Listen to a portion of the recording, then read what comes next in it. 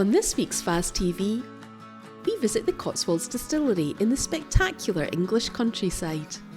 This June marks the 10th anniversary of the Cotswolds Distillery, which has grown into a global brand. Dan and the team are passionate about sustainability, working with local farmers and reducing environmental impacts through their innovative wetlands area. Scotland is famous for its whisky, so we were delighted to get behind the scenes insights and perspectives from another part of the UK. Well, welcome to the Cotswolds Distillery. I'm Dan Shore, I'm the founder. Past 10 years we've been making whiskey here in this little piece of the North Cotswolds.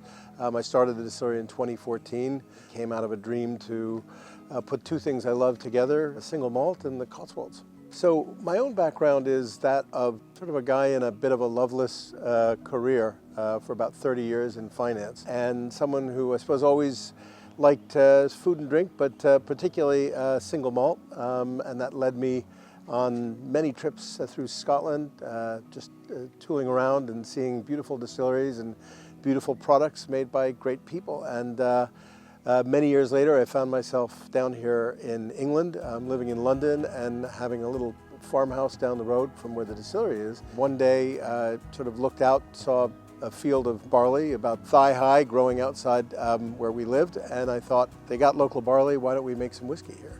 Well, so I think what makes us stand out is perhaps firstly the fact that we're the first in this area. We were one of the first whiskey distilleries in England, and as you said, there are quite a few more now. The market's gotten a bit more crowded. That's actually a pretty comforting thing, because if I were the only one out there doing it, I might be crazy. I still might be crazy to do it, but there's now over 50 distilleries making whiskey in England. And I think what makes our region stand out is it's so beautiful. An hour and a half away from London. It's almost, there's a surreal quality to it, which is I think what makes it such a draw. And the nature is incredible. And as we said, this place is all about our connection to nature. And frankly, building the distillery was a bit of an excuse to be able to spend more time out here and less time in London. And as far as the barley is concerned, well, this is one of the great barley growing regions of the UK. So there's always been arables growing here. Barley's been one of the main ones. So we didn't have to look very far. In fact, only 15 minutes from the distillery.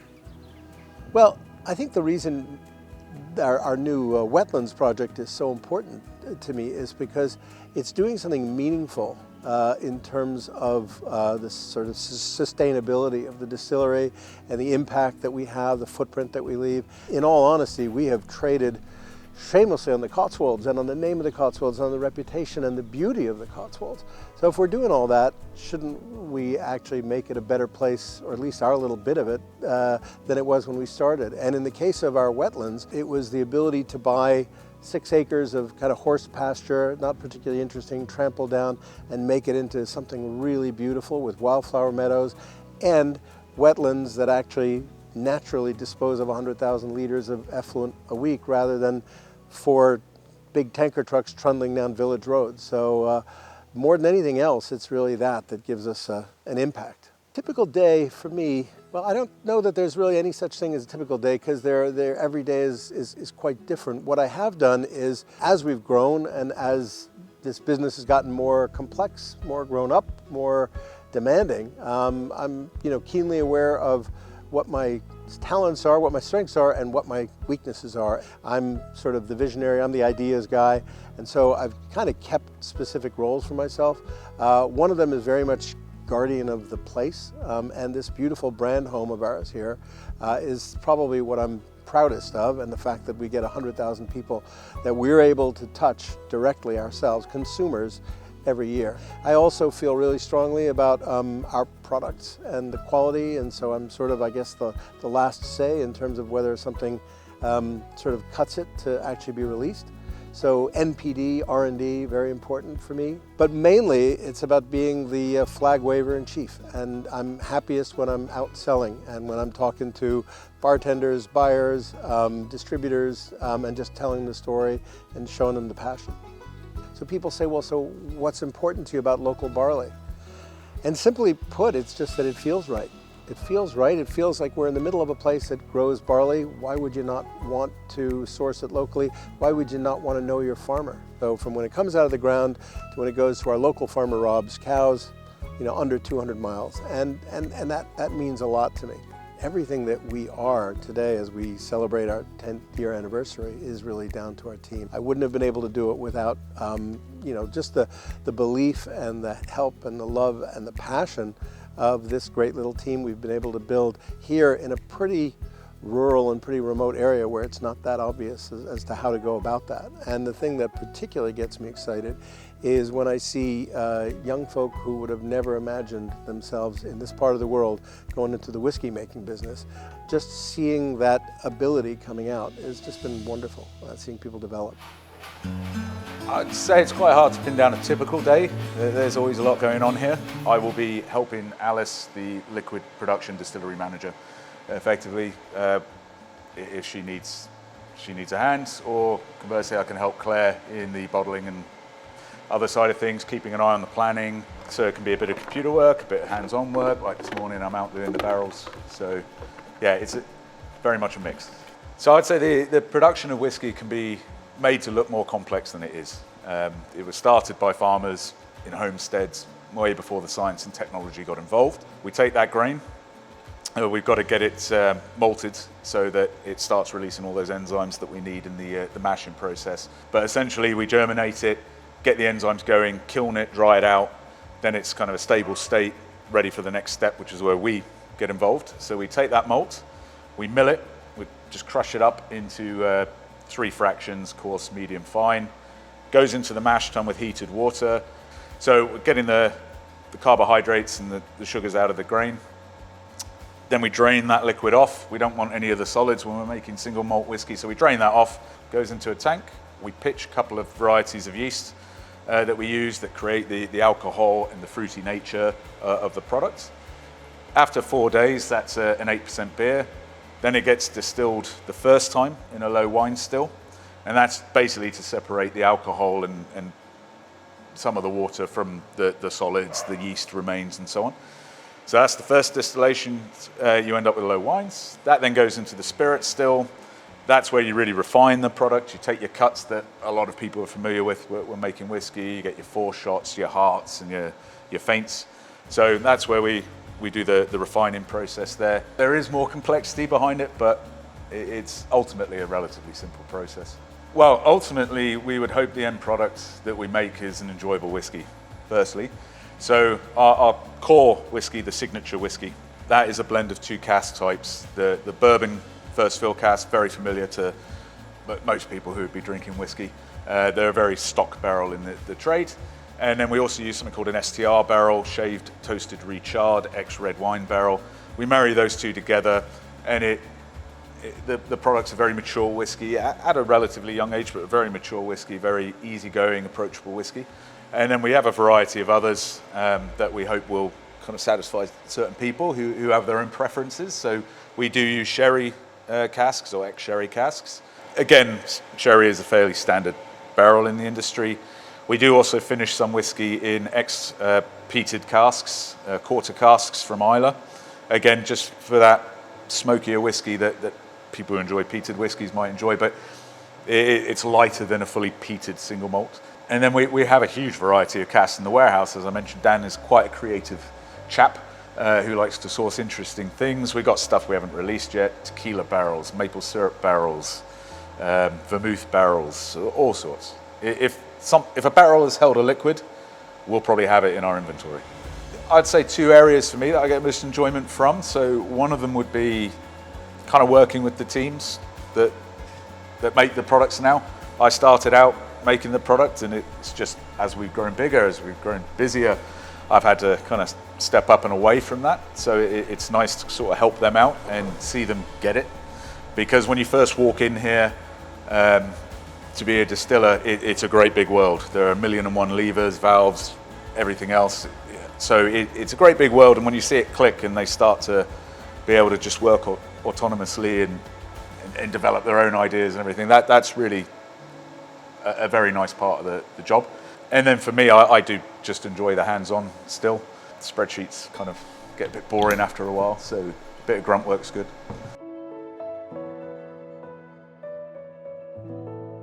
So the wetland system is a way of us disposing of some of our effluent that comes out of the distillation of whisky. So there are three main streams. There's wash waters, where you rinse things out, you've got bits of grain and so forth. There's spent lees, which comes out of the spirit still. That's a relatively clear liquid, but it's got a lot of impurities in it. And then you have pot ale, which is the yeast heavy stuff that comes out of the wash still. So if you separate pot ale from the other two, you can call those white waters. So they will then come out here. The wetlands are fed by a biofilter just over there. You feed the white waters into that, strips out some of the solids, and then that will come over into here, and the reed beds will gradually remove the impurities. So by the end, towards the bottom reed beds there and going into the willow coppice down there, it will be very clean water coming out. So the benefit of that is we're not having to cart it all away. So we're taking carbon off the road, basically, improving our sustainability and sort of circular economy, if you will. You know, this is an area of outstanding natural beauty, so it's very important to us to kind of represent the area, do the best we can for the area.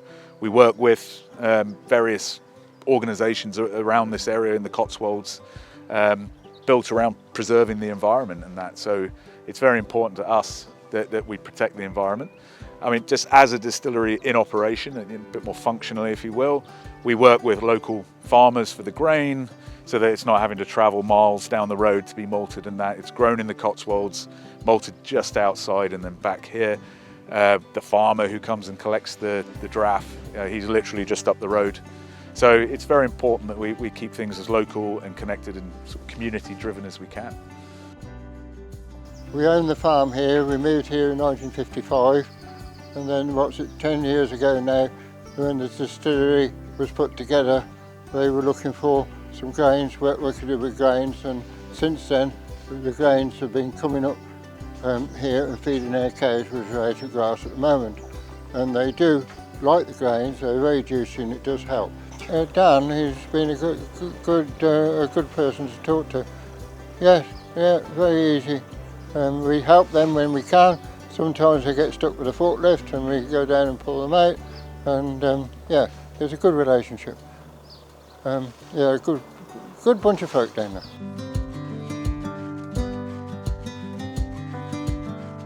A typical day starts with getting everything turned on over in the distillery, getting the stills charged and starting to make it really warm. Once the stills are charged, then we'll get the steam on and we wait for those to be in, then we'll start a mash. So it's a really full-on day. So you're mashing and distilling all in one day, sort of. You got a full 9 hours of action. Ooh, I enjoy the most about working here, just being busy all day long on a day-to-day, but also getting to try the whiskey has got to be up there. It's a really great product and it's really cool to be part of every step of the process. This is the blending room. This is where we hold some, not all, of the cask samples from all of the individual casks that we have. So this room very much is a snapshot of casks and the samples that come with the casks. So we've got bourbons that are a bit lighter, sherries that are a bit darker. This is where we do all of our sensory tastings. And so this really is the room where, if anything whiskey-wise is released by the distillery, the inception is in here. The next step for any distillery is always just to try and grow, but grow within your means. With the new distillery giving us the capacity to have a larger production volume means that we can have legitimate conversations with larger markets such as the US.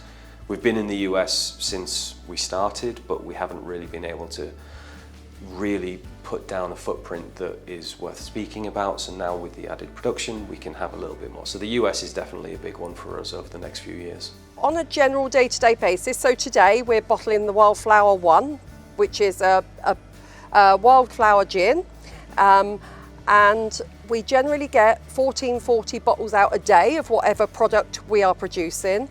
The team will rinse whatever we're producing, they will sanitize the bottles in that product. So they're sanitizing the bottles, then they will fill it and then cork it, foil it, label it and put it in a box ready to go out the store. The team change around every half an hour on the line, so there's no RSI injury, no getting fed up with one job. They never get fed up with the job anyway because it's really interesting and that high quality product at the end is really satisfying to see. So we have a production plan. So we have that is set 3 months ahead. So we know what's coming up to be bottling. So it could be, it's generally 10,000 bottles of whisky a month, 15,000 bottles of gin a month. It could be various different gins that we bottle. So it's really important that we liaise with each other so we know what whiskies are coming up, whether there's a single cask, because if we bottle a single cask, it goes in a different box, in different containers. There's all different bill of materials, and the bill of materials is like a Bible to me. So it's like what components we have to use for that finished product. So it has to be right first time. And also the ABV, so the alcohol, the strength of the alcohol, I need to know where that's coming from. So generally it's really important that I liaise with Nick, Alice and Rob to get that right. The sort of first thing, the first thing that one has to get is the right distributor. You know, there are lots of possibilities. There are lots of companies out there that would offer the same sort of thing to be our distributor in these countries, but they have to be a right fit for us. And you know, we're not one of the big global drinks brands. We're actually really a very small, you know, company, but we're trying to punch above our weight. So we try and choose people that we can obviously we have a good relationship with. You would look at what other brands they might have in their portfolio, and so would our Cotswolds, you know, whiskies and gins fit into their portfolio as well. And you know, your distributor might change for whatever reason. You might feel that, you know, we want to do more in a country, and then, you know, you'd have to look around and try and find you know, another distributor. So the feedback we generally get from nearly all of our distributors when they actually get the product and either get it in country is incredibly positive. So that's obviously, you know, that's a great start. And often the fact that we are an English whisky distillery, if you're in, say, for instance, an Asian country, that does require a little bit of explanation and sort of who we are, where we've come from, the way we make our whisky and that sort of thing. And then luckily, when they actually taste the liquid, they completely get it, and you know, the feedback is really, you know, extremely positive. But you know, building a brand in countries like Asian countries and things, it's hard work. It takes a very, very long time, and you know, it is a hard task to do that. But you know, with the strength of our brand and the strength of our liquid, our whiskey, you know, we will get there. But it certainly takes a few years.